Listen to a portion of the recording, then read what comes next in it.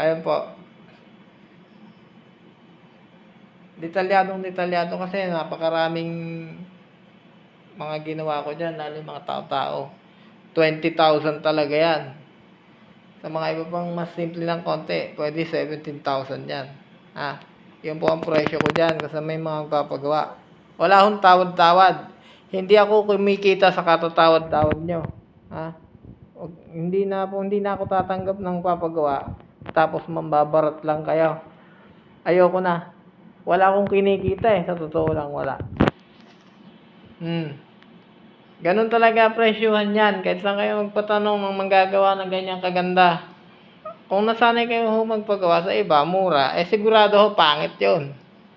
Pasensya na, maganda akong gumawa Kaya dapat lang tapatan ng mahal na presyo. Kasi makikita nyo naman kaibahan ng gawa ko sa gawa nila.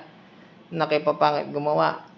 Yung gawa ko po kasi quality yan Kaya mahal. Ano po?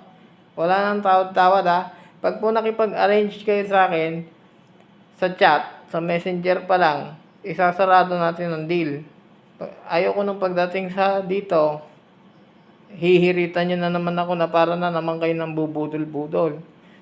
Ang dami nyong kwento, dami sinasabi. Puro yun lang naman ang kinukwenta nyo, paulit-ulit.